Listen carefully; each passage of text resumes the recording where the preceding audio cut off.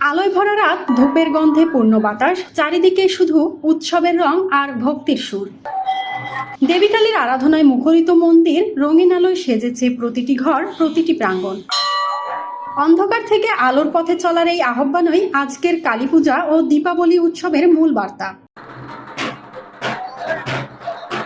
অশুভ শক্তির বিনাশ আর শুভ শক্তির জয়, এই বিশ্বাস থেকেই আজ সারা দেশে পালিত হচ্ছে হিন্দু ধর্মাবলম্বীদের অন্যতম বড় ধর্মীয় উৎসব কালী পূজা ও দীপাবলি।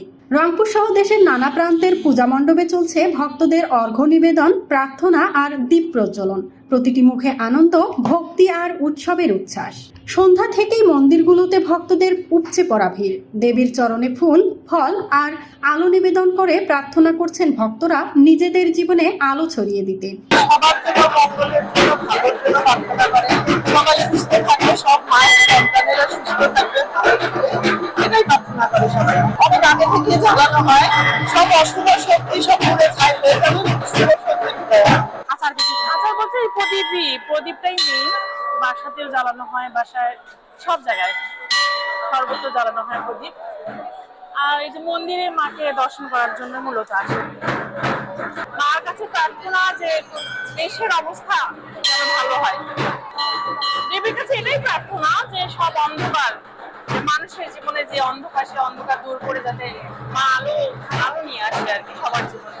আমাদের এটা দীপাবলি চিরাচরিত অনেকদিন থেকে দীপাবলি, এটা কালী পূজা দীপাবলি হয়, এটা 108টা পুজো জ্বলাতে হয় মঙ্গলের জন্য।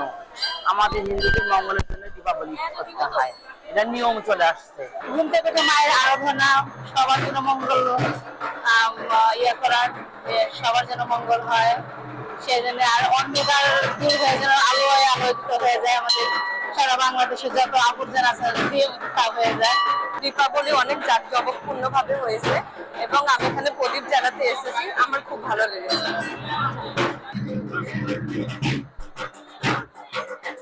আলোর এই উৎসবের বার্তা সনাতন ধর্মাবলম্বীদের জন্য অন্ধকারের বিপরীতে আলোর জয়, অসুরের বিরুদ্ধে শুভের জয়ের প্রতীক।